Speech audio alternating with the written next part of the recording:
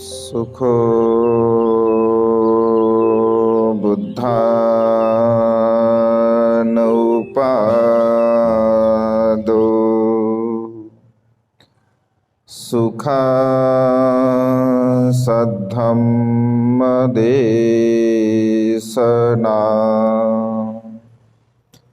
सुखा संघस्समग्गी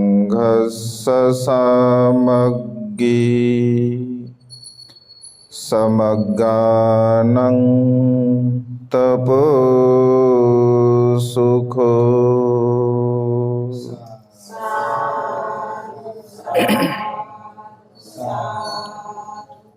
विश्ववंदनीय विश्वशांतिदूत प्रज्ञाशील समाधीचे उद्गाता महान करुणावान करुणेचा सागर तथागत सम्यक संबुद्ध तथागतांचा पावन पवित्र सद्धम्म, त्या सद्धम्माचा सातत्याने प्रचार आणि प्रसार करणारा सदापूजनीय भिक्खू संघ, बुद्ध धम्म आणि संघ या महान तीन रत्नाची आम्हा सर्वांना माहिती करून देणारे, आम्हा सर्वांचा आधारस्तंभ भारतीय घटनेचे शिल्पकार बोधिसत्व गुणपेतंग डॉक्टर बाबासाहेब आंबेडकर यांच्या धम्मक्रांतीमध्ये शेवटच्या श्वासापर्यंत समर्पित राहतो।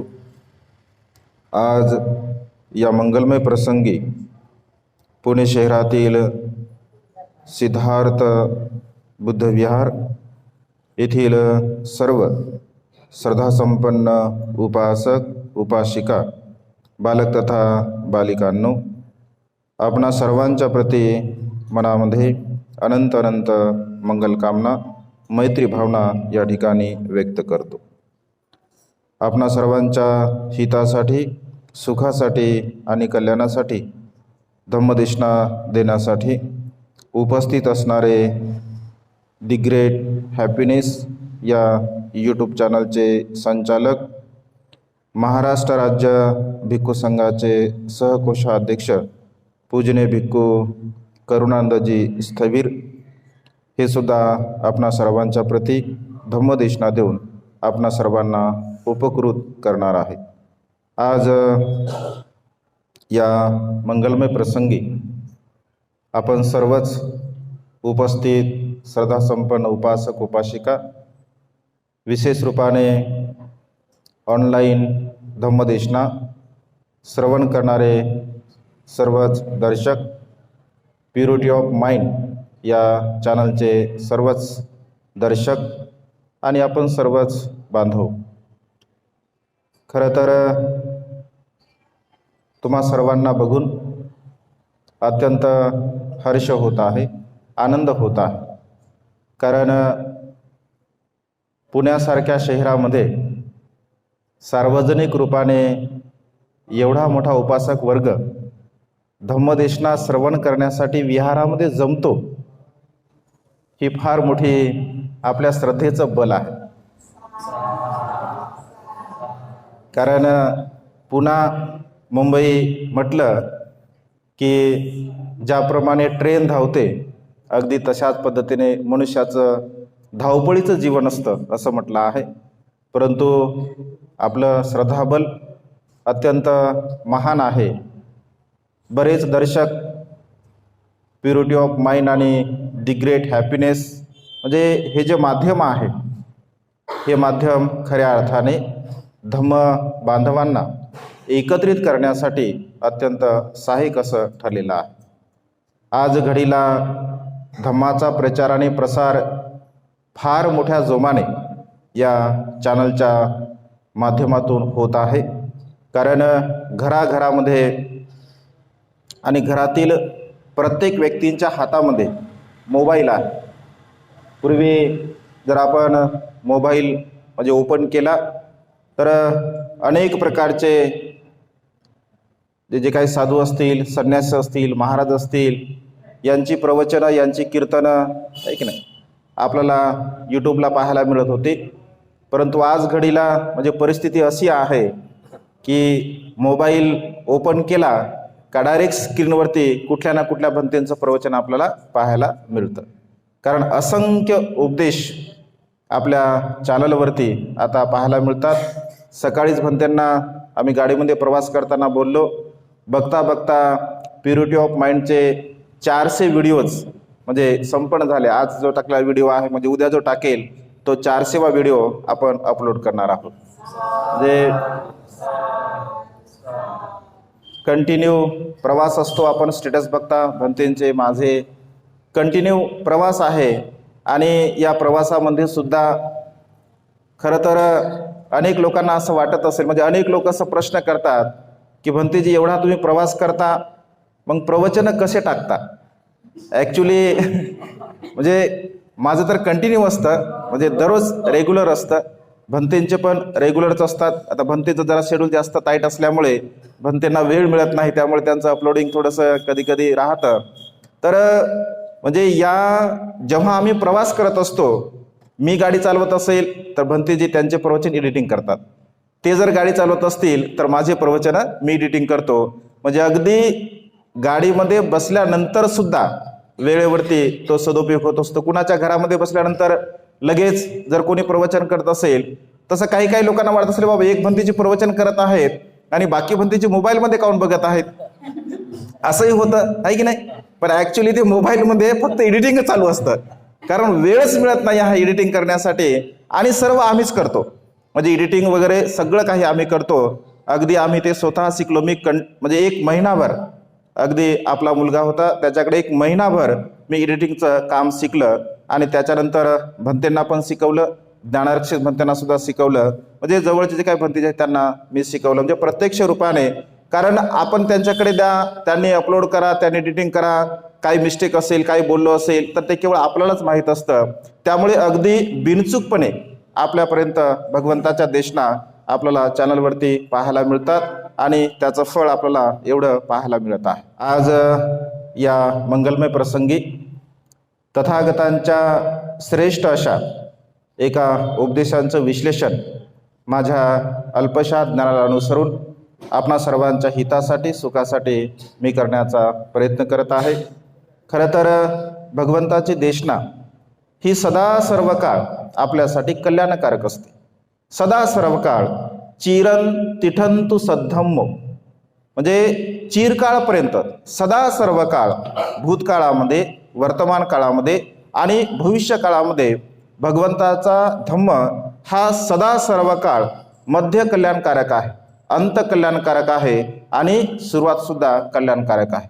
म्हणजे सुरुवातीला सुद्धा कल्याणकारक भगवंताचा सद्धम्म आहे, मध्यम सुद्धा कल्याणकारक आहे आणि शेवटी सुद्धा कल्याणकारक आहे. ज्याप्रमाणे ऊस हा सुरुवातीला सुद्धा गोड असतो आहे की नाही, मध्यम सुद्धा गोड असतो आणि शेवटी मात्र त्याच्यापेक्षा सुद्धा अधिक गोड असतो.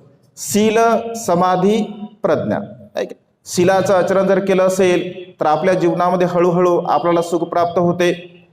शील पालन करून जर आपण दान पुण्य करत असेल तर अधिक अधिक आपल्याला सुख प्राप्त होते. आणि जेव्हा आपण खऱ्या अर्थाने प्रज्ञा ध्यान साधना करतो, विपश्यना करतो तर आपल्या जीवनामध्ये अधिक गोडवा आपल्याला प्राप्त होत असतो.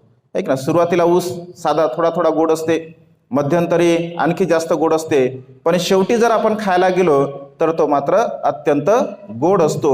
अगदी धम्म आचरण सुद्धा तशाच प्रकारचं आहे. धम्म आचरण जर आपण आपल्या जीवनामध्ये करत असेल तर निश्चितपणे त्याचा लाभ वर्तमान काळामध्ये आपल्या मनातील असणारे सर्व प्रकारचे विकार नष्ट करण्यासाठी आपल्याला सहाय्यक ठरत असतो. अनेक लोक वेगवेगळ्या प्रकारे जीवन जगत असतात. भगवंताच्या काळामध्ये अनेक प्रसंग आपण पाहतो. अनेक लोक जे लोक भगवंताकडे येत होते ते लोक असं साहित्याचं आपण जेव्हा वाचन करतो, विश्लेषण करतो तर भगवंताकडे म्हणजे आलेला व्यक्ती असा भगवंताला कधीच नाही म्हटला, भगवान मी खूप सुखी आहे, भगवान मी खूप आनंदी आहे, भगवान मी खूप समाधानी आहे आणि भगवान मला उपदेश करा, असं कधीही नाही म्हटलं गेलं आहे का. भगवंताकडे येणारा प्रत्येक व्यक्ती हा दुःखी होता, कष्टी होता, बेचैन होता. म्हणजे त्याच्या जीवनामध्ये कशा प्रकारचं जीवन जगावं हे त्याला समजत नव्हतं आणि ते भगवंताकडे तसंच आणि मग भगवान मला उपदेश करा, भगवान अशा अशा प्रकारे माझ्या जीवनामध्ये समस्या आहे. कधी कधी दुसऱ्यांचं मोठेपण सिद्ध करण्यासाठी सुद्धा अनेक लोक येत असत. एक वेळचा प्रसंग आहे. भगवंत श्रावस्ती नगरीमध्ये वास्तव्य करत होते. अनेक उपदेश भगवंताच्या श्रावस्तीमध्ये आपल्याला पाहायला मिळतात, कारण भगवंत अधिक काळ श्रावस्ती या शहरामध्ये राहिलेले आहे. अनाथ पिंडक निर्मित जेतवन विहारामध्ये भगवंताने 19 वर्षावास केले. ज्या जेतवनाला खर्च करण्यासाठी 54 करोड रुपये अनाथ पिंडकाला खर्च करावे लागले.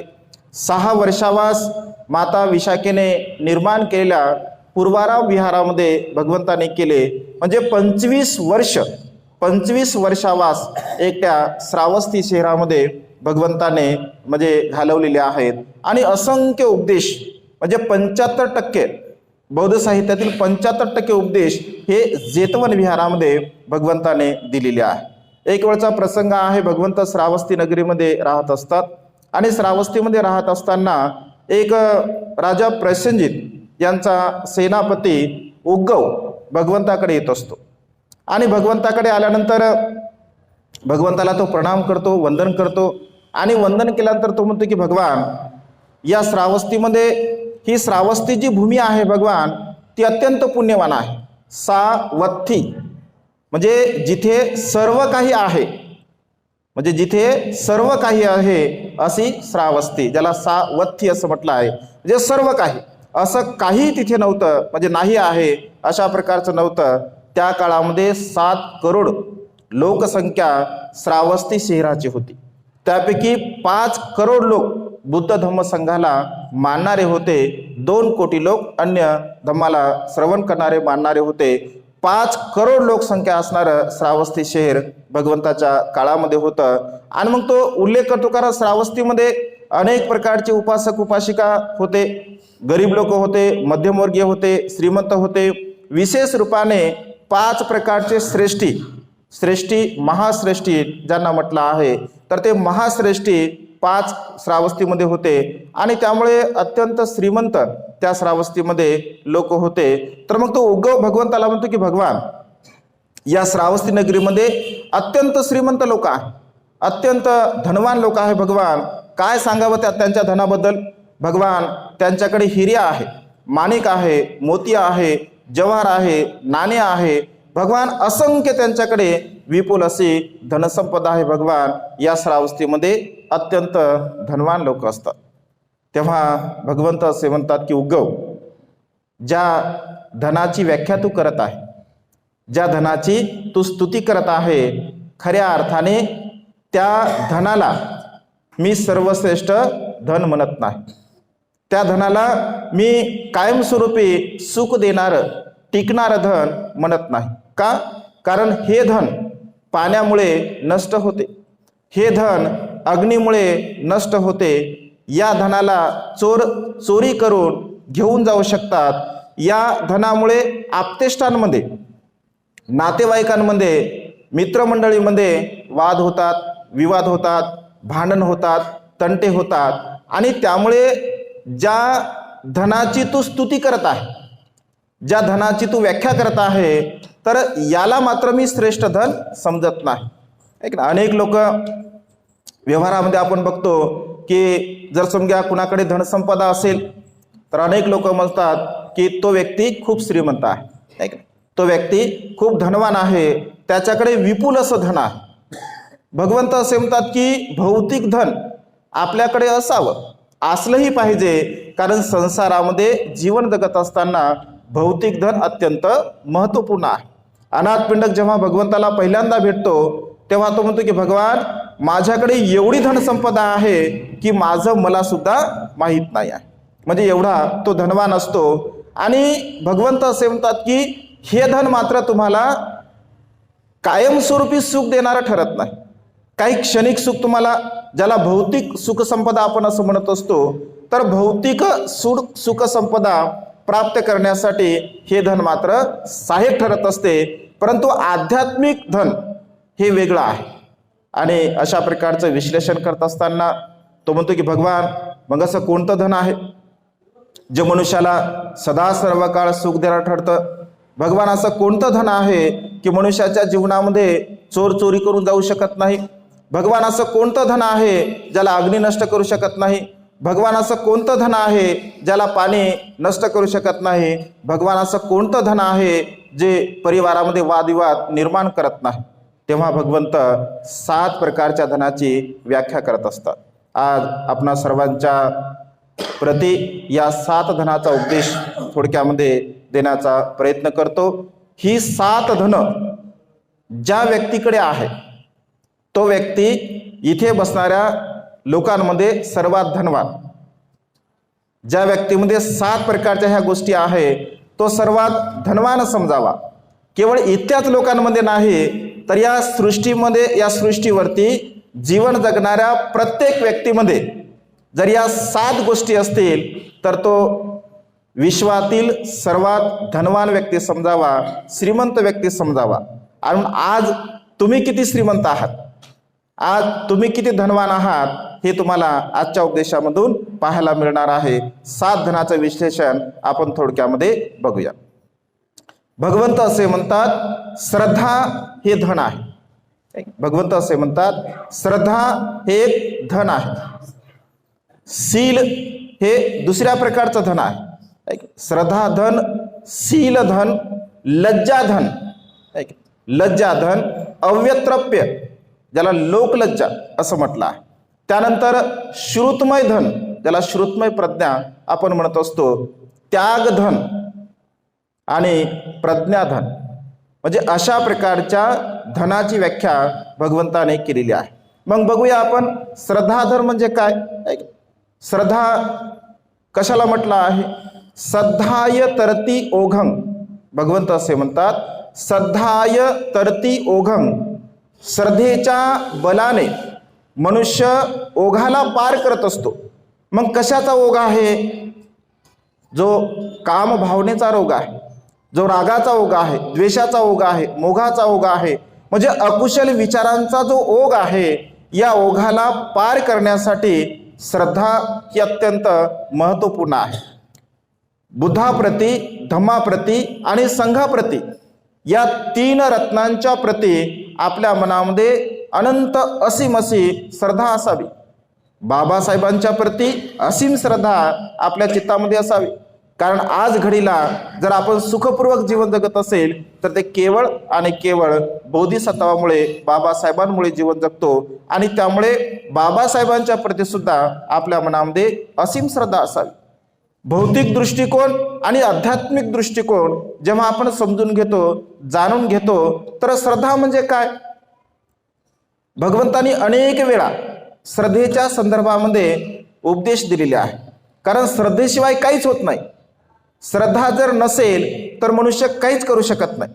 श्रद्धा आहे म्हणून आज आपण एवढे या ठिकाणी उपस्थित आहात. श्रद्धा जर नसती तर आपण एवढ्या संख्येने उपस्थित नसता. म्हणजे श्रद्धेचं हे बल आहे. श्रद्धेचं हे तुमच्या बल आहे. आणि श्रद्धेचं बल मनुष्याला खेचून आणत असते. श्रद्धा बल मनुष्याला खेचून आणत असते. जसं भंतेजी बोलता बोलता बोलले की कात्रजवरून 2 उपासिका, 2 त्या ताई आल्या. त्या बोलताना असं बोलल्या की भंतेजी आम्हाला फार दूर जायचं आहे, त्यामुळे धम्मदेशना काय आम्ही श्रवण करणार नाही, तुम्हाला फक्त भेटेल आणि भेटून आम्ही निघून जाऊ. कारण आम्हाला माहित आहे तुम्ही काय बोलणार ते उद्या आम्ही मोबाईलमध्ये बघू. म्हणजे असं होणार नाही की बा आमचं मिस झालं आहे, आम्ही उपदेश ऐकलाच नाही आहे, कारण उद्या आम्ही मोबाईलवरती ते ऐकणारच आहोत. म्हणजे केवळ भंतेंना भेटावं ही जी श्रद्धा आहे ही श्रद्धा माणसाला खेचून आणत असते. कारण श्रद्धेमध्ये तेवढं बल आहे. श्रद्धेच्या वेगवेगळ्या प्रकारच्या व्याख्या भगवंताने केल्या. भगवंत असे म्हणतात श्रद्धा हे पाया आहे. श्रद्धेची व्याख्या करताना भगवंत असे म्हणतात श्रद्धा हे पाया आहे. श्रद्धा हे पुण्यधर्म आहे. श्रद्धा हे इंद्रिय आहे. इंद्रिय आहे. श्रद्धा हे बीज आहे. श्रद्धा हे बल आहे. वेगवेगळ्या प्रकारच्या व्याख्या भगवंताने केल्या. श्रद्धा हे पाया कसा आहे. श्रद्धा पाया कसा आहे. जसं आता आपलं हे विहार उभा आहे, कशावरती उभा आहे. पायावरती. जर विहाराचा पाया आपण श्रद्धावान उपासक उपासिकाने सुंदर असं विहार निर्माण केलं, विशेष म्हणजे भव्य दिव्य विहार निर्माण केलं. पुण्यासारख्या शहरामध्ये एवढी मोठी जागा विहारासाठी मिळवणं खूप मोठी गोष्ट आहे. आणि एवढं मोठं विहार आपण निर्माण केलं. जर या विहाराचा पाया जर मजबूत असेल तर याच्यावरती आपण 2 मजले चढू शकतो, याच्यावरती 3 मजले चढू शकतो. पण पाया जर मजबूत नसेल तर मात्र याच्यावरती आपल्याला सीमित राहावं लागणार आहे. म्हणून पाया हा अत्यंत मजबूत असणं गरजेचं आहे. मग धम्मामधील पाया कोणता आहे तर श्रद्धा हे धम्मामधील पाया आहे. मग धम्मामध्ये श्रद्धेच्या बलाने आपण जी बिल्डिंग निर्माण करणार आहोत तर ती कोणती आहे? श्रद्धेच्या बलाने 37 बोधिपाक्ष धम्माची बिल्डिंग आपल्या मनामध्ये निर्माण करावी लागते. 4 स्मृती प्रस्थान, 4 सम्यक प्रधान, 5 बल, 7 बोधांग, आर्य अष्टांगिक मार्ग, ही जी 37 बोधिपाक्षीय धम्म आहे. जे 37 बोधिपाक्षीय धम्म हे बुद्धत्वाचं अंग आहे. एका बोधिसत्वाला बुद्धत्वाची अवस्था प्राप्त करण्यासाठी श्रद्धेच्या बलाने तो 37 बोधिपाक्षीय धम्माच्या अंगाचं आचरण करावं लागतं. जर 37 बोधिपाक्षीय धम्माच्या अंगाचं बोधिसत्व जर आचरण करत नसेल तर बुद्धत्व प्राप्त करू शकत नाही. आणि कशाच्या बलाने तर केवळ श्रद्धेच्या बलाने. श्रद्धा जर असेल तरच होऊ शकते, नाहीतर होऊ शकत नाही. जेव्हा सिद्धार्थ गौतम उर्वेला वनखंडामध्ये 6 वर्षापर्यंत तपश्चर्या करतात आणि 6 वर्षापर्यंत तपश्चर्या केल्यानंतर त्यांचं शरीर आपण बघतो अत्यंत कृश झालेलं असतं. जेव्हा ते पोटाला स्पर्श करतात तर पाठीचा भाग त्यांच्या हाताला लागतो, जेव्हा पाठीला स्पर्श करतात पोटाचा भाग त्यांच्या हाताला लागतो. त्याचं कारण काय असतं तर ते अत्यंत कमी अन्न सेवन करतात, कारण त्यांचा संकल्प असतो. पूर्वीच्या काळामध्ये जर ज्ञान प्राप्त करून घ्यायचं असेल तर अधिक आपण शरीराला जर देहदंड दिला, अधिक जर आपण भोजन कमी केलं तर आपण ज्ञान प्राप्त करू शकतो, अशी संकल्पना असायची. आणि त्यामुळे सिद्धार्थ गौतम अशा प्रकारे अन्नाचा त्याग करतात आणि अन्नाचा त्याग केल्यानंतर त्यांचं शरीर अत्यंत कृश बनते. आणि कृश बनल्यानंतर असं म्हटलं आहे, साहित्यामध्ये असा उल्लेख आहे की मार तिथे येतो आणि मार सिद्धार्थाला म्हणतो की सिद्धार्थ आता तू मरणार आहे, आता तू मृत्यूला प्राप्त होणार आहे, तुझा काय लाभ होणार आहे? तू या संग्रामाला जर सोडून दिलं, म्हणजे या साधनेला जर तू सोडून दिलं आणि तू जर घरी निघून गेला तर 7 दिवसानंतर तू चक्रवर्ती सम्राट बनू शकतो. तू तर मरणार आहे, तू काय करणार आहे इथे राहून? तेव्हा सिद्धार्थ गौतम माराला म्हणतो की हे मार, मी या संग्रामामधून पराजित होण्यापेक्षा मृत्यूला कवटाळलेलं मी श्रेष्ठ समजतो. परंतु हा संग्राम मी कधीही सोडून जाणार नाही. का जाणार नाही? कारण माझ्यामध्ये श्रद्धा आहे, श्रद्धा बल माझ्यामध्ये आहे. जोपर्यंत माझ्या शरीरामध्ये रक्त आहे, मांस आहे, हड्डी आहे, तोपर्यंत या आसनाला मी सोडणार नाही. जोपर्यंत मला सम्यक समृद्धीचा लाभ होणार नाही, अशा प्रकारचा दृढ संकल्प सिद्धार्थ गौतम बोधिसत्व त्या आसनावरती बसून करतात. कशाच्या बलाने? श्रद्धेच्या बलाने. त्यांच्या मनामध्ये ती श्रद्धा होती. आपण जर असं म्हटलं, मी जर असं म्हटलं की जोपर्यंत माझं शरीर आहे, जोपर्यंत मला सम्यक समृद्धीचा लाभ होत नाही तोपर्यंत या जागेवर मी उठत नाही, काय होईल? मरून जाईल ना. का? कारण ज्या पारमिता त्यासाठी लागतात, ऐक ना, ज्या पारमिता त्यासाठी लागतात, जे श्रम त्यासाठी लागतात, जे पुण्य त्यासाठी लागतं, ते आपल्यामध्ये आहे का? आपण जर म्हटलं समजा आता मला इथं रात्रभर बसायचं आहे तर प्रत्येकाचं पुण्य ते राहू शकत नाही, प्रत्येक जण राहू शकत नाही. म्हणजे केवळ बोधिसत्वच अशा प्रकारचे संकल्प करू शकतात, जे की बाबासाहेबांनी संकल्प केले. 18 तास बाबासाहेब असं म्हणतात, 21 तास मी जेव्हा अभ्यास करत होतो तर अभ्यास करत असताना कोणत्याही प्रकारे इतर व्यक्तीपेक्षा मला कुठलं व्यसन घेण्याची गरज नाही.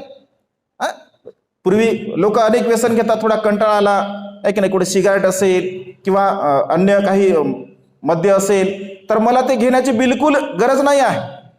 आज घडीला लोक 2 तास 3 तास जर समजून घ्या अभ्यास केला तर त्यांना कंटाळा येतो आणि ते चहा घेतात किंवा अन्य प्रकारचं म्हणजे व्यसन करत असतात.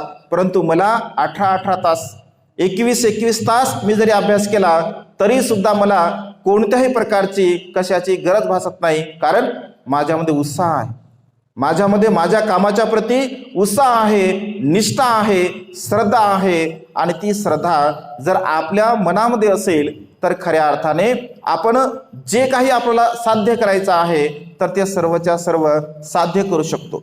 परंतु श्रद्धेचं बल जर कमकुवत असेल तर त्या ठिकाणी मात्र जे प्राप्त करायला पाहिजे ते मात्र मनुष्य प्राप्त करू शकत नाही. मग श्रद्धा कशी असावी? भगवंत असे म्हणतात, श्रद्धा इंद्रखिलाप्रमाणे असावी. पूर्वीच्या काळामध्ये इंद्रखिल हा भरचौकामध्ये उभा केला जायचा. त्या इंद्रखिलाची विशेषता अशी असायची, तो जर 50 मीटर जर जमिनीच्या वर असेल तर तेवढाच तो जमिनीच्या खाली सुद्धा असतो. मग किती वादळ आलं असेल, हवा आली असेल, पाणी असेल, नैसर्गिक संकट असेल तरी सुद्धा मात्र ते हलू शकत नाही, डुलू शकत नाही. का? कारण त्याची मजबूती तशा प्रकारची आहे. आपण जर बुद्ध दर्शनाला जर गेला असाल तर आपण वैशालीला जेव्हा जातो तर वैशालीच्या समोर आपण गेल्यानंतर 5-7 किलोमीटरवरती जिथे भगवंताने महापरिनिर्वाणाची घोषणा केली होती, जिथे एक स्तंभ आपल्याला पाहायला मिळतो, जिथून भंतेजींनी लाईव्ह देशना म्हणजे दिली होती, तो स्तंभ बघा, म्हणजे जवळपास 2000 वर्ष झाले. 2000 वर्षानंतर सुद्धा तो स्तंभ अगदी जशाच्या तसा आहे.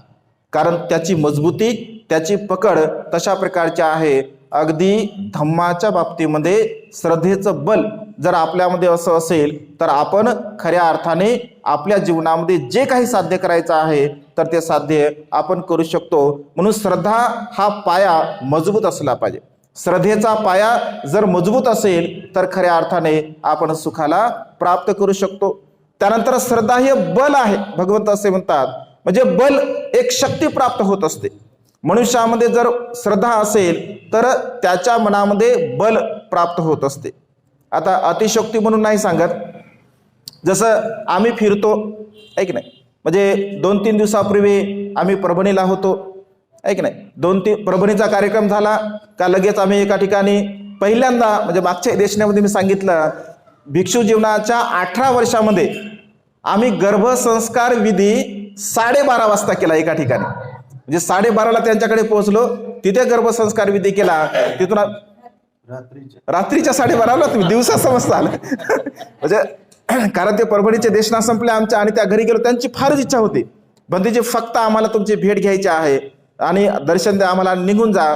मग तिथे गेल्यानंतर आता भंतेजी असतात, महान करुणावान असतात, ते म्हणतात आलोच आपण तर आपण गर्भसंस्कार ताईचा करून जाऊ. आणि अक्षरशः 12:30 वाजता रात्रीचा तो गर्भसंस्कार आम्ही केला. तिथून 1 वाजता आम्ही निघालो.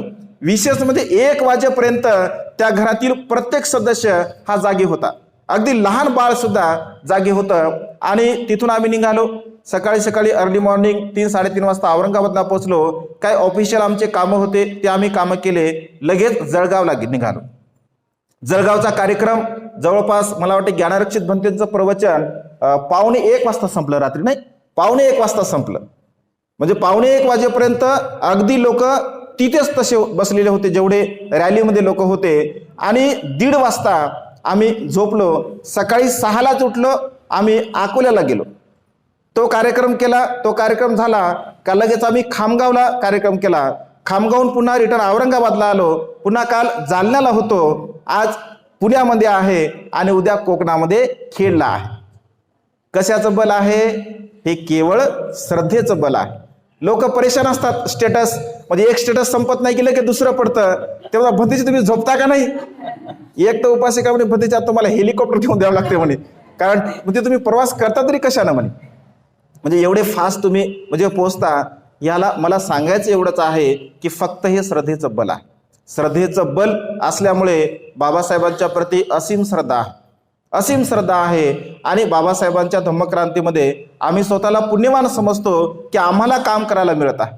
ऐक ना, मनुष्य म्हणून आपण जीवन जगलं, मनुष्य म्हणून जन्मास आलो, माता पित्यांचं पुण्य आहे, भिक्षू बनण्यासाठी प्रेरणा मिळाली, भिक्षू बनण्यासाठी प्रेरणा मिळून बाबासाहेबांच्या कॉलेजमध्ये आम्ही शिकलो आणि असं वाटतं की आज खऱ्या अर्थाने आपल्या जीवनाचं सार्थक होत आहे, कारण बाबासाहेबांच्या धम्मक्रांतीमध्ये आपल्याला काम करायला मिळत आहे. हे स्वतःला आम्ही पुण्यवान समजतो. हे श्रद्धेचं बल आहे. हे श्रद्धेचं बल जर आपल्यामध्ये आपण निर्माण केलं तर कोणतीही गोष्ट आपल्यासाठी अशक्य नाही आहे. कोणतीही गोष्ट आपण पूर्णत्वास नेऊ शकतो आणि त्यामुळे श्रद्धा बल आपल्यामध्ये असणं अत्यंत गरजेचं आहे. म्हणून भगवंतांनी श्रद्धेला बल असं म्हटलं आहे. श्रद्धा हे चक्षु इंद्रिय आहे. श्रद्धा चक्षु इंद्रिय कसं आहे? जसं चक्षु इंद्रिय, एक चक्षु म्हणजे डोळे. आता डोळ्याने आपण बघत आहोत, म्हणजे श्रद्धा हे चक्षु इंद्रिय कसं आहे बघा. जसं डोळ्याने मी बघत आहे, मग डोळ्याने आपण काय बघतो? काय बघतो डोळ्याने? डोळ्याने आपण रूप बघतो. ऐक ना, रूप म्हणजे केवळ रूपच एकच नाही आहे. रूप म्हणजे कोणत्या वस्तूचं असतं? फुलाचं रूप आहे, वस्तूचं रूप आहे, ऐक ना, मनुष्याचं रूप आहे, म्हणजे याला रूप असं म्हटलं आहे. जर आपलं चक्षु इंद्रिय जर सम्यक असेल, जसं उदाहरणार्थ एखादी स्त्री, एखादी भगिनी रस्त्याने चालली आणि बघणारा व्यक्ती जर श्रद्धावान आहे, बघणारा व्यक्ती जर शीलवान आहे, तर तो काय विचार करेल? भगवंत असे म्हणतात, जेव्हा आनंद बनतेना विचार की भगवान स्त्रियांसोबत आमचा व्यवहार कसा असावा, तर भगवंत असे म्हणतात की आनंद, जर तुमच्या वयापेक्षा लहान एखादी मुलगी असेल तर तिला तुम्ही आपल्या मुलीप्रमाणे समजा. तुमच्या वयाची जर समवयस्कर असेल तर तुम्ही तिला बहिणीप्रमाणे समजा. तुमच्यापेक्षा वयाने जर मोठी असेल तर तुमच्या मातेप्रमाणे तुम्ही त्यांना समजा. म्हणजे आपल्याकडे जर चक्षु इंद्रिय जर आपलं परिशुद्ध असेल, निर्मळ असेल, तर आपण अशा प्रकारचा भाव करेल. म्हणजे त्या रूपामध्ये आपण कुठल्याही प्रकारची आसक्ती निर्माण करणार नाही.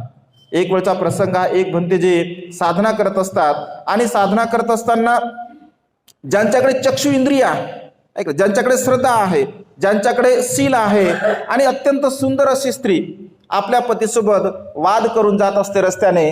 भंते जे भगवंताच्या काळातील प्रसंग आहे, झाडाखाली साधना करत असतात आणि मग तो सदग्रस्त रस्त्याने येतो आणि भंतेने म्हणतो की भंते, या रस्त्याने एक अत्यंत सुंदर स्त्री जाताना आपण बघितली का?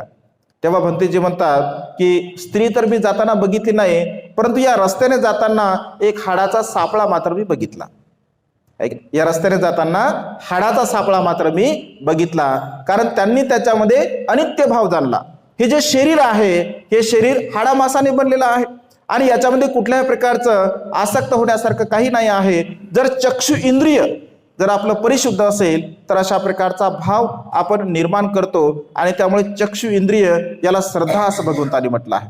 बुद्धांच्या प्रती आपल्या मनामध्ये श्रद्धा असेल, धम्माच्या प्रती आपल्या मनामध्ये श्रद्धा असेल, संघाच्या प्रती आपल्या मनामध्ये श्रद्धा असेल, तर आपण बघताना त्याच्यामध्ये अनित्य भाव बघत असतो. आणि अनित्य भाव जर आपण बघत असेल तर त्याच्या प्रती असणारी जी काही सजगता आहे, त्याच्या प्रती असणारी जी काही जागरूकता आहे, त्याच्यामधील अनित्यबोध, अनित्य भाव आपण समजू शकतो, जाणू शकतो, अन्यथा मात्र आपण जाणू शकत नाही. आणि त्यामुळे श्रद्धेचं चक्षु इंद्रिय हे अत्यंत परिपूर्ण असणं अत्यंत गरजेचं आहे. त्यानंतर भगवंत असे म्हणतात, श्रद्धा हे बीज आहे. श्रद्धा ही बीज आहे. ज्याप्रमाणे एखादा शेतकरी जमिनीमध्ये बी पेरतो, भगवंत असे म्हणतात की कुशल शेतकरी आहे. ऐक ना, शेतीचे अनेक प्रकार आहे. शेती काळीशार सुद्धा शेती असते, कसकसीत म्हणजे जी भुसभुशीत जमीन असते, काळीशार असते, कसदार असते.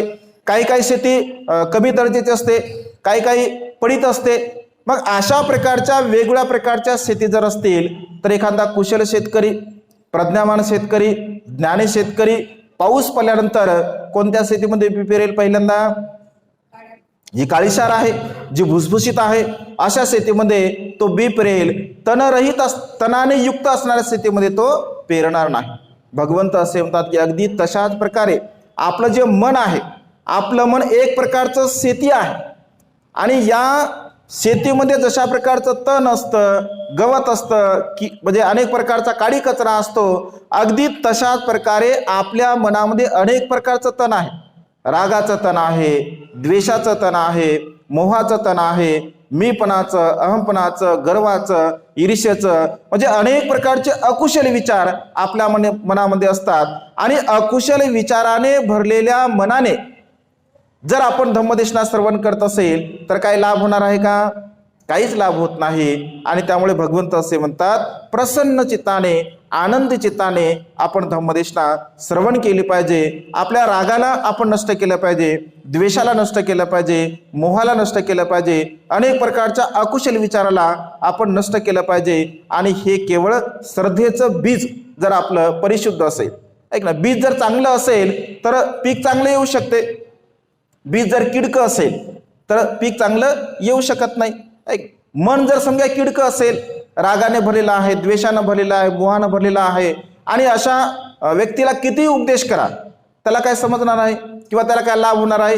काही लाभ होणार नाही. ज्याप्रमाणे उलट्या भांड्यामध्ये पाणी टाकल्यासारखं होतं, म्हणजे कितीही वरून टाका परंतु त्याच्यामध्ये काही जात नाही. अगदी काही लोकांच्या मनाची मानसिकता अगदी तशीच असते, म्हणजे स्वतःच्या मनाला परिवर्तित करण्याचा ते प्रयत्न करत नाहीत, परिणामतः मात्र अत्यंत दुःख अवस्थेने ते जीवन जगत असतात. त्यामुळे श्रद्धेचं बल आपण निर्माण केलं पाहिजे, श्रद्धेचं बीज आपण निर्माण केलं पाहिजे, श्रद्धेचं चक्षु इंद्रिय आपलं मजबूत असलं पाहिजे, पाया मजबूत असला पाहिजे. म्हणजे ही जी श्रद्धा जर आपल्यामध्ये असेल तर निश्चितपणे आपण आपल्या जीवनामध्ये खऱ्या अर्थाने सुखाला प्राप्त होऊ शकतो. आणि त्यामुळे भगवंत असे म्हणतात, श्रद्धा एक प्रकारचं धन आहे. श्रद्धा एक प्रकारचं धन आहे. म्हणजे श्रद्धेचं धन ज्या मनुष्याकडे आहे तर तो मनुष्य आपल्या जीवनामध्ये कधीही अकुशल कर्म करत नाही, वाईट कर्म करत नाही, पाप कर्म करत नाही. कारण श्रद्धेच्या बलाने खऱ्या अर्थाने आपण सुखाला प्राप्त करत असतो. आणि ज्यांच्याकडे श्रद्धारूपी धन आहे तो मात्र या विश्वामधील सर्वात श्रीमंत व्यक्ती आहे असं भगवंताने म्हटलं आहे.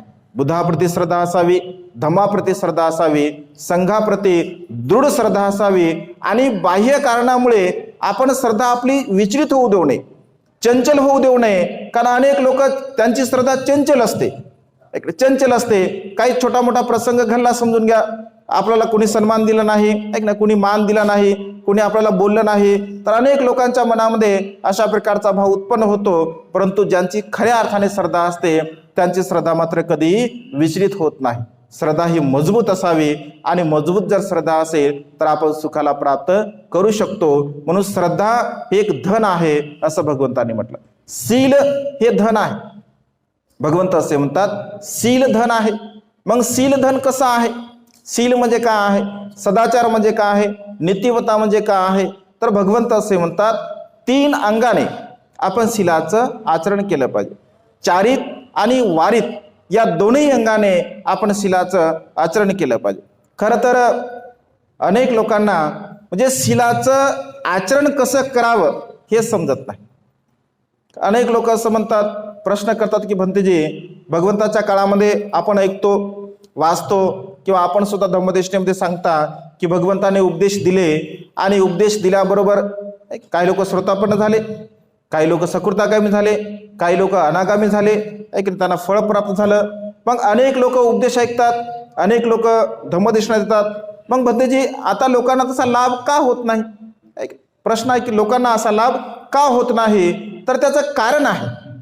कारण शील म्हणजे कसं पालन करावं, शील कसं पालन करावं, शीलाचं आचरण कसं करावं हेच बहुतांश लोकांना समजत नाही. जसं आता आपण गृहीत धरूया, 3 अंगाने भगवंताने शील सांगितलं, कायेद्वारा, वाचेद्वारा आणि मनाद्वारा. कायेने म्हणजे आपल्या शरीराने प्राण्यांची हिंसा करू नये, चोरी करू नये, व्यभिचार करू नये, आपल्या वाणीने आपण खोटं बोलू नये, निंदानास्ती करू नये, चहाडी चुगली करू नये, व्यर्थ बडबड करू नये, आपल्या मनाने आपण राग करू नये, द्वेष करू नये, लोभ करू नये. हे 10 प्रकारचे अकुशल कर्म आणि 10 प्रकारचे कुशल कर्म. जसं आता आपण शील ग्रहण केलं, मी प्राण्यांची हिंसा करणार नाही, हे शील आहे. मी चोरी करणार नाही, मी व्यभिचार करणार नाही, मी खोटं बोलणार नाही, मी नशिली पदार्थाचं सेवन करणार नाही. मग आता इथं नाही आहे, मी प्राण्यांची हिंसा करणार नाही. काय करेल? एका शीलाचा अंग काय की बा मी प्राण्यांची हिंसा करणार नाही. मग काय करायला पाहिजे? तर शीलाचं पालन कसं करावं? जर मी प्राण्यांची हिंसा करत नाही आहे तर मी मैत्री भावना करेन. मी मंगल मैत्री करेल, मी मैत्री भावना करेल. जर या अंगाने तुम्ही असा विचार करत असाल की आज मी शील ग्रहण केलेला आहे, आज मी प्राण्यांची हिंसा करणार नाही असा संकल्प केला, तर आज दिवसभरापर्यंत मी संपूर्ण सृष्टीमध्ये असणाऱ्या प्राण्यांच्या प्रती मंगल मैत्रीची भावना करेल. पण अनेक लोकांना माहीतच नाही की नेमकं काय करायला पाहिजे, कसं फळ मिळेल. आपण शील ग्रहण करतो ऐक ना, पाठ केल्यानंतर पाठांतर आपण करतो, पण नेमकं प्रॅक्टिकली त्याचं आचरण कसं करावं हे मात्र बहुतांश लोकांना समजत नाही. आणि त्यामुळे जे फळ प्राप्त व्हायला पाहिजे किंवा जे सुख प्राप्त व्हायला पाहिजे ते मात्र आपल्याला प्राप्त होत नाही. प्राण्यांची हिंसा करणार नाही तर मी सदा सर्व काळ मैत्री भावना करेल. मग मैत्री भावना करेल तर कशी करेल, कशी करसाल मग मंगल मैत्रीची भावना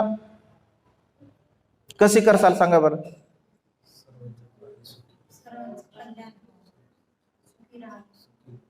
पहिल्यांदा म्हणायचं माझं कल्याण हो, आहे की नाही, माझं कल्याण हो, मी सुखी हो, मी समाधानी हो. कारण मी जर सुखी असेल तर तुम्हाला सुखी व्हा म्हणाल ना.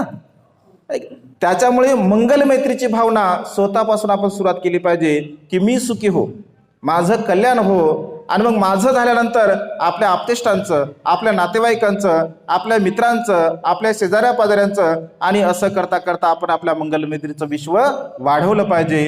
असं सदा सर्व काळ जर आपण केलं तर त्याचा लाभ होतो. भगवंत एका ठिकाणी म्हणतात की भिक्षूंनो, एका बाजूने असंख्य दान पुण्य होऊ द्या.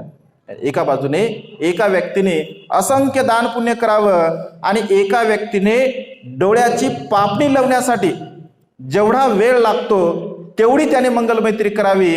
तर असंख्य दान पुण्य करणाऱ्या व्यक्तीपेक्षा एक क्षणभर मंगल मैत्री करणाऱ्या व्यक्तींचं महान पुण्य होतं.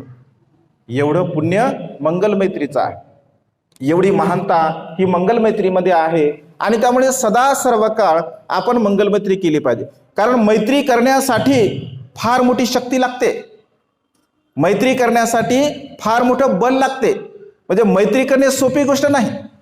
आणि मैत्री केवळ आपल्याच व्यक्ती म्हणजे आपल्या चांगल्या लोकांसोबत करावी असं नाही ना. भगवंत म्हणतात तुमच्या शत्रूवर सुद्धा तुम्ही मैत्री केली पाहिजे, तुमच्या वैऱ्यावर सुद्धा तुम्ही मैत्री केली पाहिजे. नाही वेरे न वेराने समंतिदं कुदाचनं अवैरेनच संमती यसधमो सनंतनो. वैराने वैर कधी शमत नाही.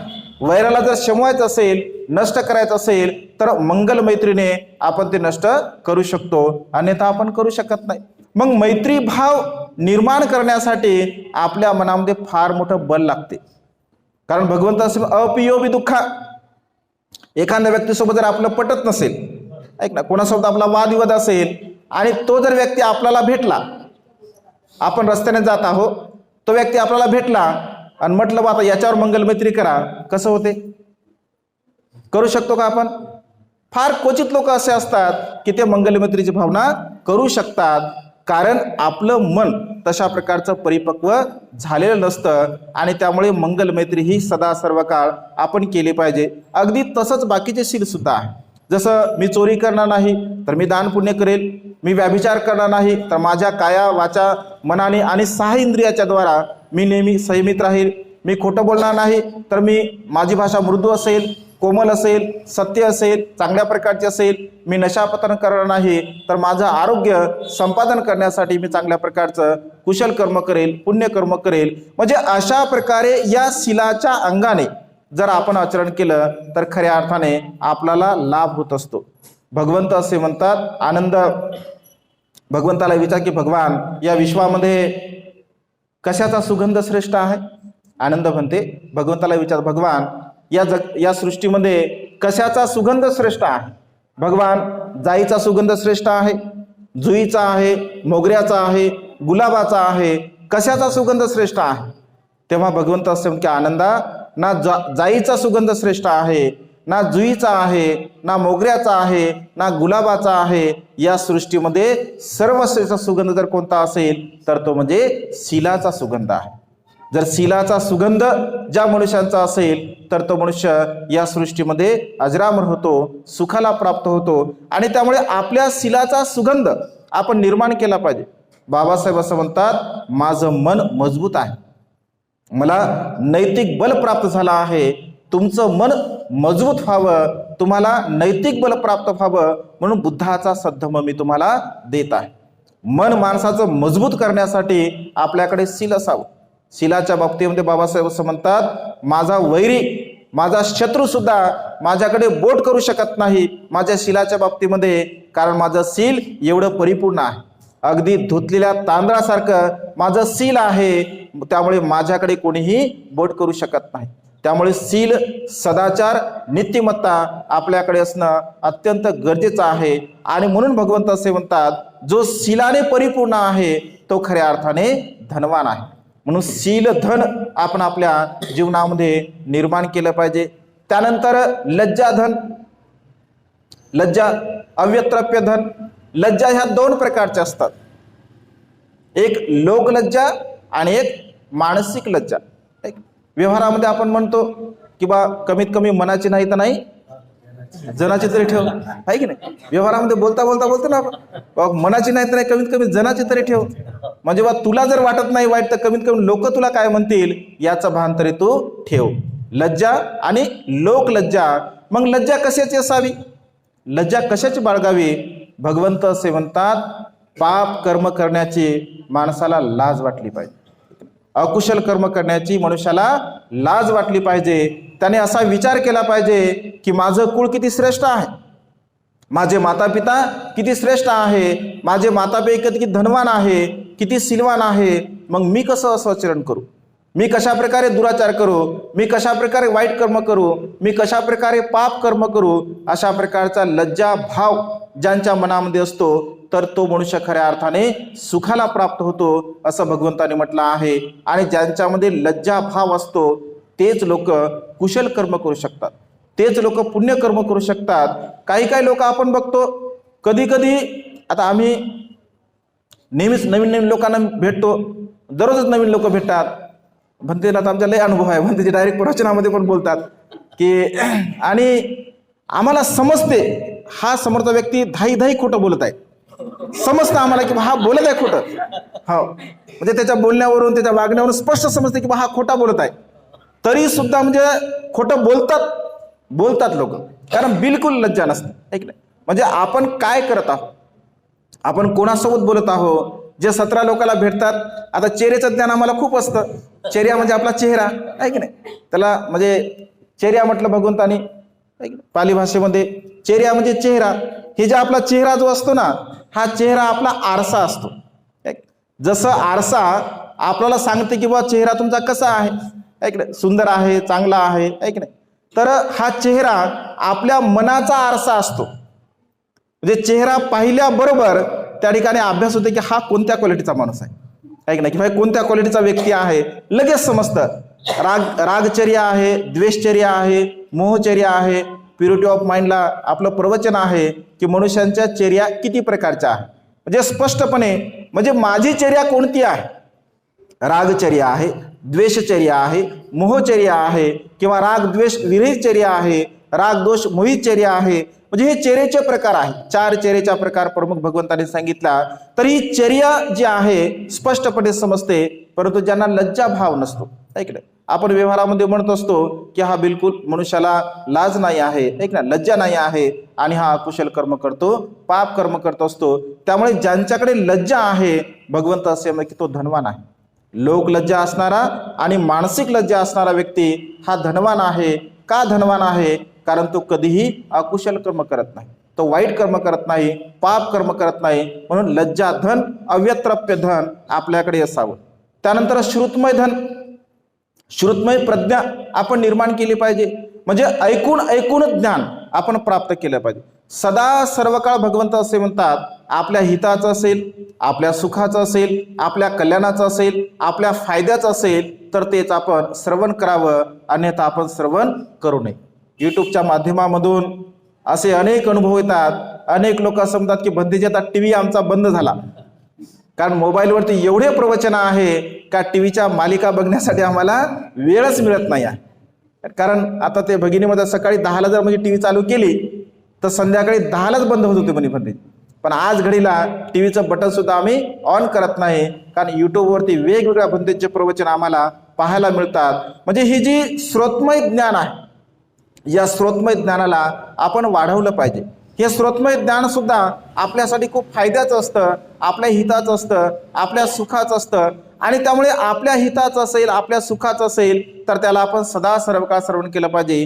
कालेन धम्म सवनं एतं मंगलमुत्तमं असं भगवंतांनी म्हटलं आहे. जेव्हा जेव्हा आपल्या जीवनामध्ये संधी उपलब्ध होते, जेव्हा जेव्हा संधी आपल्या जीवनामध्ये निर्माण होत असते, तेव्हा तेव्हा आपण धम्म श्रवण केला पाहिजे.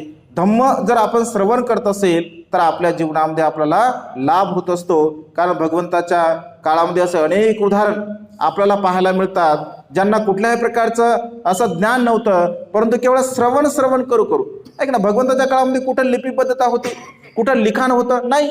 आनंद भंतेंनी 84,000 धम्मस्कंद मुखोगत केले. कशाच्या बळावर? आपल्या स्मृतीच्या बळावरती, आपल्या स्रोतमय प्रज्ञेच्या बळावरती. असंख्य उपासक उपासिका होत्या ज्यांना असंख्य सुत्त होते. अनाथ पिंडकाने 150 सुत्त मुखोगत केले होते आपल्या स्रोतमय ज्ञानाने.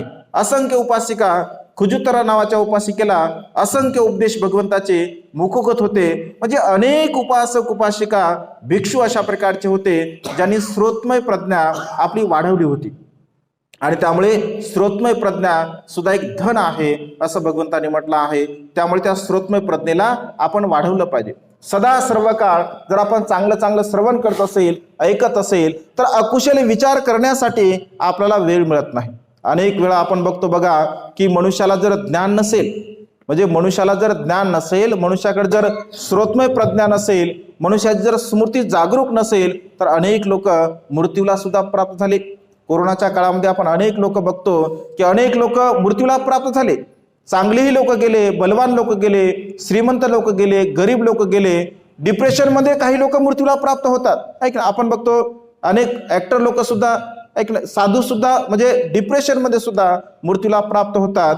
कारण स्रोतमय प्रज्ञा नसते, स्मृती जागरूक नसते. आणि स्मृती जर आपली जागरूक असेल म्हणजे नेमकं काय करावं, कशासाठी करावं, आपण कशासाठी जीवन जगतो हेच लोकांना माहीत नसतं. त्यामुळे अनेक प्रकारचं दुःख तर प्रत्येक मनुष्याच्या जीवनामध्ये आहे, परंतु त्या दुःखाला जर शक्ती आपल्याला प्राप्त होत असेल तर ती धम्म बलामुळे आपल्याला प्राप्त होत असते. आणि त्यामुळे स्रोतमय ज्ञान आपण आपल्या जीवनामध्ये प्राप्त करण्याचा प्रयत्न केला पाहिजे. त्यानंतर त्यागधन, त्याग असावा आपल्या मनामध्ये, त्यागाची भावना असावी. त्याग म्हणजे दान. साध्या सोप्या भाषेमध्ये त्याग म्हणजे दान. मग आता दान म्हणजे नेमकं काय? काही लोकांना असं वाटतं की दान म्हणजे पैसेच. अनेक लोकांना वाटते बा दान म्हटलं का ते पैसे. पण ही जी व्याख्या आहे ही आपण केलेली तयार आहे, ही भगवंताची व्याख्या नाही आहे. दान म्हणजे पैसे ही आपली व्याख्या आहे, भगवंताची नाही आहे. दान म्हणजे त्याग, दान म्हणजे त्याग. जसा तुम्ही इथे बसला आहात, हे तुमचं दान आहे, कारण हा तुमचा त्याग आहे. तुम्ही घरदार सोडून आलात, तुमचे मुलं बाळ सोडून आले, ऐक ना, हा तुमचा त्याग आहे. आणि हा त्याग जर आपल्या मनामध्ये असेल तर आपण धम्म श्रवण करू शकतो. दान आपल्या मनामध्ये, दान वृत्ती, दान भावना आपल्या चित्तामध्ये असली पाहिजे. 3 प्रकारचे दान भगवंताने सांगितले. धम्मदान सांगितलं, अमिष दान सांगितलं आणि अभयदान सांगितलं. धम्मदान सब्बदानं धम्मदानं जिनाती. धम्मदान हे सर्वश्रेष्ठ दानामध्ये दान आहे. कारण धम्मदान म्हणजे धम्माचा उपदेश. भगवंताने 45 वर्षापर्यंत धम्मदान केलं. भिक्खू संघ अहोरात्र धम्माचा प्रचार आणि प्रसार करतो, धम्माचं दान करत असतो. ते त्यांचं कर्तव्य आहे आणि सदा सर्व काळ आपण ते केलं पाहिजे. काही श्रद्धासंपन्न उपासक उपासिका ज्यांना ज्ञान आहे थोडंफार, ते सुद्धा धम्माचं दान करतात. म्हणजे 2 शब्द आपण दुसऱ्यांना चांगले सांगतो आणि त्याच्या मनाचं जर परिवर्तन होत असेल तर आपण तिथे धम्माचं दान केलं असं आपण समजू शकतो. आणि त्यामुळे धम्मदान हे सर्वश्रेष्ठ दान आहे. अमिष दान सुद्धा आपण केलं पाहिजे. अमिष दान म्हणजे वस्तू स्वरूपाचं दान.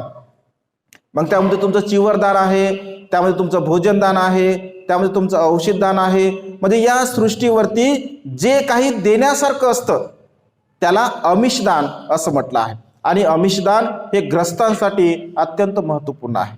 ग्रस्तांनी सदा सर्व काळ अमिष दानाचे दानदाते बनलं पाहिजे. कारण त्यांच्या अमिष दानाच्या द्वारा भिक्खू संघ धम्मदान करू शकतो. तुम्ही जर आमिष दान नाही केलं तर भिक्खू संघ धम्मदान सुद्धा करू शकत नाही. कारण भगवंत असे म्हणतात की भिक्षू हा उपासकांवरती अवलंबून आहे. कारण भिक्षू काहीच करू शकत नाही. तर उपासक श्रद्धावान नसतील, उपासक दानदाते नसतील, उपासक जीव लावणारे नसतील तर कुठल्याही प्रकारे भिक्खू कार्य करू शकत नाही. आणि तुमच्यामध्ये असणारं जे आमिष दान आहे, धम्म बल आहे, ते भिक्षूंना काम करण्यासाठी प्रेरित करत असते. त्यामुळे आमिष दान सुद्धा आपण नेहमी करत राहावं. अभयदान, अभयदान जसं आपण दुसऱ्या कुणाला डोळे दान करतो, कुणाला रक्तदान करतो, आहे की नाही, कुणाला किडनी दान करतो, म्हणजे शरीराचे आपण अवयव दान करत असतो, याला अभयदान असं म्हटलं आहे. किंवा दुसऱ्यांना अभय देणे म्हणजे दुसऱ्याला जीवदान देणे हे सुद्धा दान पुण्य आहे. ही दानाची व्याख्या आपल्या मनामध्ये असणं अत्यंत गरजेचं आहे. चेतना आणि चेतसिक अवस्थेने आपण दान पुण्य केलं पाहिजे. चेतनाहं कमंग भिक्कवे असं भगवंताने म्हटलं आहे. म्हणजे चेतनेच्या आधाराने केलेलं दान पुण्य हे महान फळ देणार ठरतं. चेतना म्हणजे आपल्या मनाची मानसिकता. अनाथ पिंडक जेव्हा सुरुवातीला भगवंताला भेटतो आणि सुरुवातीला भगवंताला भेटल्यानंतर तो म्हणतो की भगवान माझ्याकडे एवढी संपत्ती आहे भगवान की माझं मला सुद्धा माहीत नाही. पण शेवटी एक वेळ अशी येते की अनाथ पिंडकाकडे काहीच नसतं. आपल्या गच्चीवरती दालनामध्ये तो बसत असतो आणि दालनावरती बसल्यानंतर तो विचार करतो. कारण अनाथ पिंडकाची विशेषता असते. अनाथ पिंडकाकडे दररोज 2000 भिक्खू भोजनासाठी असायचे. दररोज 2000 भिक्खूंचं आसन म्हणजे असं टाकलेलं असायचं. दररोज 2000 भिक्खू अनाथ पिंडकाकडे, माता विशाखाकडे 2000 भिक्खू दररोज भोजनासाठी असायचे.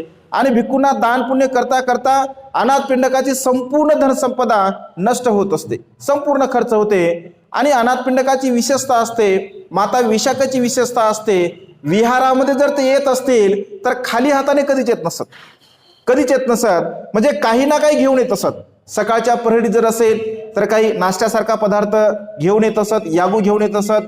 संध्याकाळच्या प्रहरी जर येत असतील तरी सुद्धा काहीतरी घेऊन येत असत. आणि त्यामुळे जे काही भिक्षू होते तर अनाथ पिंडकाची वाट बघायचे, माता विशाखेची वाट बघायचे. जे नवीन नवीन छोटे छोटे श्रामणेर असायचे, कारण मातेप्रमाणे पित्याप्रमाणे अनाथ पिंडक होते, माता विशाखा होते. आणि त्यामुळे त्यांची वाट बघायचे. आणि वाट बघत असल्यामुळे असंख्य भिक्षूंना असं वाटायचं की त्यांनी विहारामध्ये आलं पाहिजे. 2 प्रहरी, सकाळच्या प्रहरी आणि संध्याकाळच्या प्रहरी माता विशाखा आणि अनाथ पिंडक विहारामध्ये जात असे. आणि भगवंताचं दर्शन तो नेहमी घेत असे. दररोज एका दिवसात 2 वेळा दर्शन घेत असत. तर यावेळी त्याचा प्रसंग असा असतो, तो विचार करतो की भगवंताचं दर्शन घ्यायचं आहे आणि भगवंताचं दर्शन घ्यायचं आहे पण देण्यासाठी काहीच नाही. बघा एक वेळ अशी येते, तो भगवंताला म्हणतो भगवान माझ्याकडे एवढी संपत्ती आहे. कारण तो हिऱ्याचा व्यापारी असतो. राजा प्रसेनजी त्यांचा तो कोषाध्यक्ष असतो, हिऱ्याचा व्यापार करणारा असतो. हिऱ्याचा व्यापारी व्यक्ती जेव्हा भगवंताला भेटतो तेव्हा म्हणतो भगवान माझ्याकडे एवढी संपत्ती आहे की माझं मला सुद्धा माहित नाही. आज प्रसंग असा येतो की अनाथ पिंडक म्हणतो की मी काय देऊ भगवंताला, माझ्याकडे काहीच नाही आहे. आणि विचार करत असताना मग तो आपल्या गार्डनकडे बघतो आणि बघल्यानंतर त्याला आठवतं. लगेच एका टोपल्यामध्ये तो माती घेतो आणि माती घेऊन तो जेतवन विहारामध्ये जात असतो. जेतवन विहारामध्ये गेल्यानंतर एक छोटंसं रोपटं असतं. त्या रोपट्याच्या बाजूला ती माती तो टाकतो.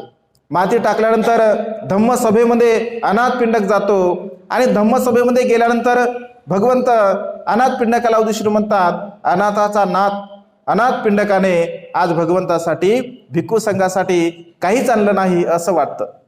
तेव्हा अनाथ पिंडक म्हणतो की भगवान जोपर्यंत अनाथ पिंडकाच्या श्वासामध्ये श्वास आहे तोपर्यंत अनाथ पिंडक भगवंतासाठी भिक्खू संघासाठी काही आणणार नाही, असं होणारच नाही. तेव्हा भगवंत असे म्हणतात की काय आणलं आहे.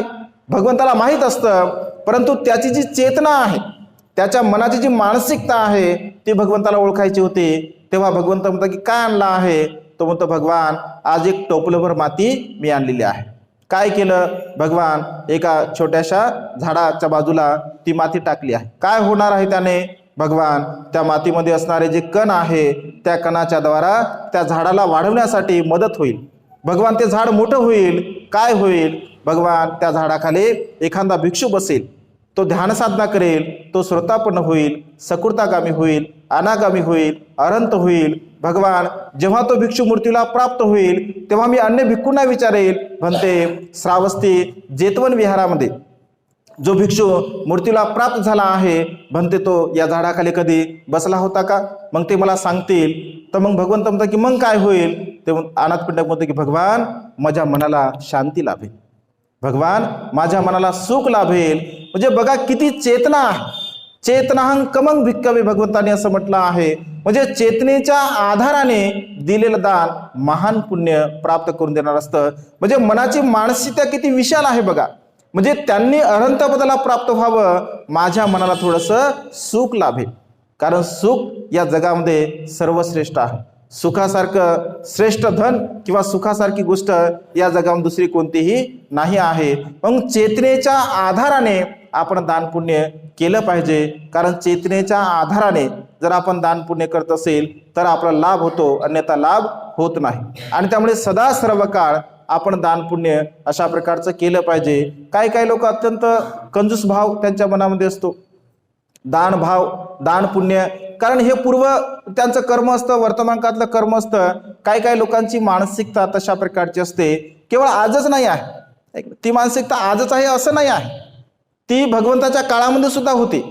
की भगवंत म्हणजे श्रावस्तीमध्ये राहणारी असंख्य लोक, जसं एका बाजूने अनाथपिंडकाचा आपण विचार करतो की असंख्य ज्यांनी दान पुण्य केलं, असे अनेक लोक होते की जे त्यांनी दान पुण्य केलं नाही. एक छोटंसं उदाहरण तुम्हाला सांगतो, भंतीजी पण बोलणार आहेत. तर एक श्रावस्तीचा प्रसंग आहे. एकदा भगवंत भिक्षूंना म्हणतात की भिक्षूंनो, आज कोणीही भिक्षाटनाला जायचं नाही. आज मी तुम्हाला म्हणजे महामौगल्यांद्वारा पोहे खाऊ घालणार आहे. एक पोहा नावाचा पदार्थ असतो, पोहे खाऊ घालणार आहे. तर भिक्षू म्हणतात की ठीक आहे भगवान. आता भगवान म्हटल्यानंतर काय आहे, ठीक आहे भगवान. आणि अनाथपिंड म्हणजे महामौगल्यांना भगवंत सांगत असतात. त्याच्या अगोदरचा प्रसंग, राजा प्रसेनजित यांचा कोषाध्यक्ष असतो. सकाळी सकाळी तयारी करून तो राज दरबारामध्ये जात असतो. राज दरबारामध्ये जात असताना अत्यंत कंजूस प्रवृत्तीचा तो असतो. आणि अत्यंत कंजूस प्रवृत्तीचा असल्या कारणाने जेव्हा मार्केटमधून जात असताना गरम गरम सकाळी सकाळी पोहे बनवले असतात. एक पोहा नावाचा पदार्थ असतो. तर तो पोहा बघतो आणि बघितल्यानंतर त्याच्या मनामध्ये सहज भाव उत्पन्न होतो की पोहा आपण खाल्ला पाहिजे. आणि मनात भाव उत्पन्न झाला आणि तो खाण्यासाठी जातो. खाण्यासाठी गेल्यानंतर अत्यंत कंजूस प्रवृत्तीचा तो मनुष्य असतो. आणि तिथे गेल्यानंतर तो विचार करतो की आपण जर इथे पोहा खाल्ला, एकतर जास्त आपण खाऊ शकत नाही कारण ते महाग, म्हणजे त्यांची किंमत जास्त द्यावी लागेल. मग मला आपलं पोट पण भरणार नाही, इच्छा तर झाली आहे. मग आपण असं करू, इथे पैसा खर्च करण्यापेक्षा आपण आपल्या घरी आपल्या पत्नीलाच बनवण्यासाठी सांगू. मनाला तो मोडतो. बघा, स्वतःची इच्छा झाली, दुसऱ्याची नाही आहे. म्हणजे स्वतःची इच्छा झाली तरी सुद्धा असा विचार करतो की ठीक आहे आपण घरी बनवू. आणि मग दिवसभर तो काम करतो. सोबत पत्नीने जे काही भोजन दिलेलं असतं ते भोजन सुद्धा तो ग्रहण करत नाही. का? कारण मग संध्याकाळी आपल्याला पोहे खायचे आहे. दिवसभर त्याचं ते पोह्यातच मन राहते, पोहे खायचे, पोहे खायचे, पोहे खायचे. संध्याकाळी घरी येतो, अत्यंत अप्रसन्न त्याचं मन असतं, चित्त असतं. एकतर जेवण केलं नाही म्हणजे, आणि त्यामुळे अत्यंत अप्रसन्न असते. पत्नीला असं वाटतं पण नेमकं काय झालं आज, म्हणजे राजा काही बोलले का? तर विचारते काय झालं का? तो म्हणतो काहीच नाही झालं. आणि वारंवार विचारते बा काय झालं का? डबा पाहते म्हणजे भोजन केलं नाही आहे, नेमकं काय झालं? तर अनेक वेळा वारंवार विचारल्यानंतर सुद्धा मग तो हळूच म्हणतो मला पोहे खायचे आहे. मग ती म्हणते पोहे खायचे तर सांगा तुम्ही मला, मी लगेच बनवते. ऐक ना, जर पोहे खायचे लगेच बनवते. तर तो म्हणतो हा ठीक आहे. आणि मग ती सामुग्री घेत असते. सामुग्री घेण्यापूर्वी तो म्हणतो की थांब, थोडा वेळ थांब. ती म्हणते का? तुम्हाला तर तुम्ही तर जेवण केलं नाही सकाळपासून, तुम्हाला तर आता लगेच बनवून देते मी. ते म्हणते थांब, बाकीचे लोक कोणी झोपले नाही म्हणते, शेजारी पाजारी सर्व जागीच आहे म्हणते. आणि त्याचा सुगंध येत असेल, एखादा पदार्थ असेल तर ते म्हणतात की बा सांगता येत नाही, लोक येऊ शकतात, पोहे बनल्यानंतर तू थांब म्हणते. ते म्हणते ठीक आहे. कारण हिला त्याचा स्वभाव माहीत असतो. आणि ती थांबते. आणि मग तो मटेरियल घेतो, ऐक ना, ती पत्नी ते पोहे बनवण्यासाठी. तर मटेरियल घेत असताना मग ती विचार करते किंवा हे तुमच्यासाठी म्हणते, हे माझ्यासाठी आणि हे आपल्या मुलांसाठी. तो म्हणतो असा कसा विचार करते तू? पोहे खाण्याची इच्छा कोणाची झाली? माझी झाली. मग तू कशाला खाती? तूही खाऊ नको आणि मुलांना सुद्धा देऊ नको, कारण इच्छा फक्त माझी झालेली आहे. तर पत्नी म्हणते आपल्या मुलांसाठी काय हरकत आहे? नाही नाही म्हणते, त्यांची इच्छाच नाही झाली, त्यांची इच्छा जेव्हा होईल तेव्हा त्यांना तू खायला दे. ते म्हणते ठीक आहे. आणि मग पुन्हा ते त्याच्यासाठी तो सामान घेते. म्हणजे बराच वेळ जातो याच्यामध्ये. असं म्हटलं की 7 माळ्याची त्याची बिल्डिंग असते आणि 7 माळ्याची बिल्डिंग असल्या कारणाने मग पहिल्या माळ्यामध्ये बनवतात, अगोदर प्लॅन करतात. ते म्हणते नाही इथं नाही बनवायचं, दुसऱ्यामध्ये करायचं. दुसरं म्हणता म्हणता 7व्या माळ्याच्या वर टेरेसवर ते जातात आणि मग तिथे पोहे बनवतात. या सगळ्या प्रक्रियेमध्ये सगळी रात्र निघून जाते आणि सकाळी दुसरा दिवस सुद्धा उगवतो. दुसरा दिवस उगवल्यानंतर पोहे बनवतात. इकडे भगवंत महामोगलान म्हणते म्हणतात की जा महामोगलायन, आज भिक्खू संघाला पोहे खायचे आहे. महामोगलान म्हणतात की ठीक आहे भगवान. आणि असं म्हटलंय रिद्धिसिद्धीचं बल आहे, कारण ते बलवान असतात.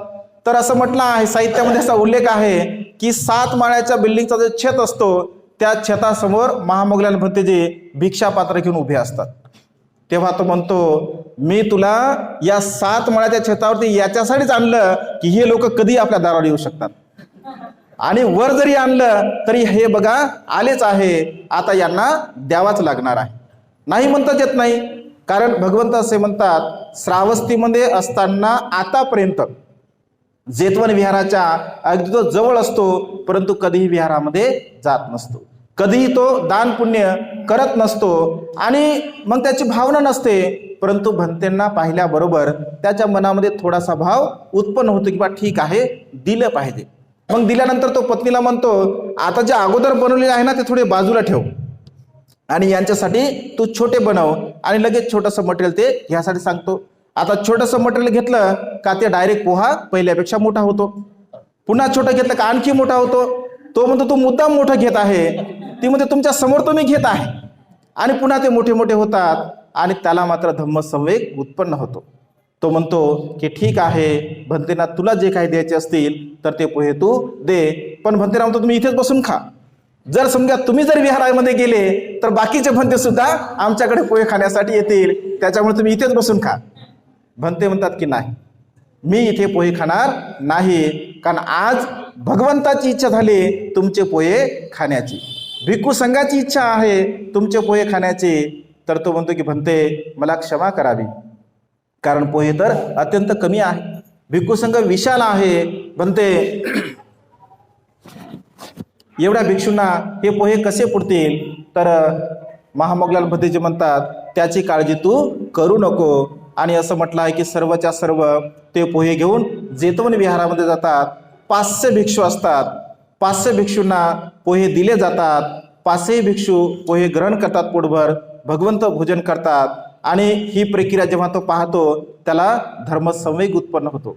तो भगवंताच्या चरण कमळात जातो आणि तो म्हणतो भगवान मला क्षमा करावी, भगवान मला माफ करावं, कारण ते भगवंताचं बल असतं, भगवंतामध्ये ते बल असते आणि तो बलाचा प्रभाव असतो. कारण याच्या मनाला परिवर्तित करायचं होतं, त्यामुळे भगवंताने अशा प्रकारे आपल्या रुद्धीचा प्रयोग त्या ठिकाणी केला आणि मग तो भगवंताला शरण जातो. आणि असं म्हटलं आहे 40 करोड धनसंपदा भिक्खू संघाच्या सेवेमध्ये तो घालत असतो.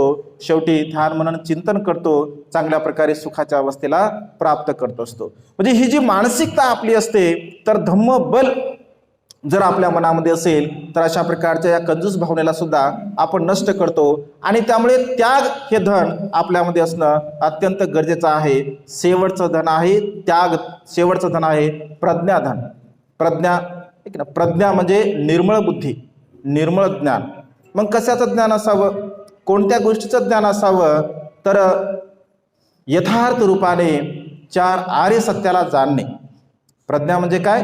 4 आर्य सत्याला जाणणे, समजून घेणे, यथार्थ रूपाने त्याचं परीक्षण करणे, निरीक्षण करणे म्हणजे प्रज्ञा होय. जगामध्ये दुःख आहे, दुःखाचं कारण आहे, दुःखाचं निवारण आहे आणि दुःखातून मुक्त होण्याचा मार्ग आहे. ही 4 श्रेष्ठ आर्य सत्य जर आपण जाणत असेल, समजून घेत असेल तर निश्चितपणे आपल्याला प्रज्ञा प्राप्त होत असते. याचं विश्लेषण थोडं फार मोठं होऊ शकते आणि त्यामुळे भंतेजी देशना सुद्धा आपला श्रवण करायचे आहे. नंतर कधीतरी प्रज्ञा या धनाबद्दल आपण विश्लेषण बघूया.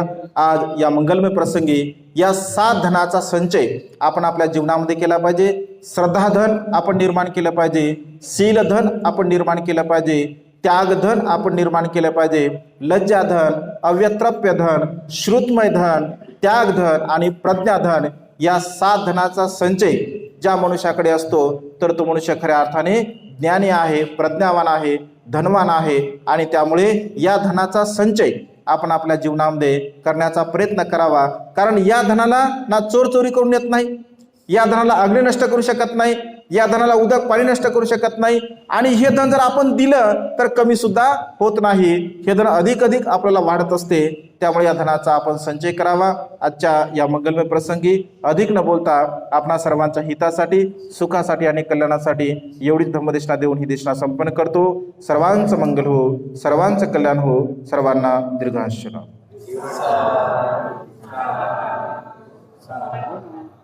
प्रणाम करा. बुद्धं नमामि, धम्मं नमामि, संघं नमामि.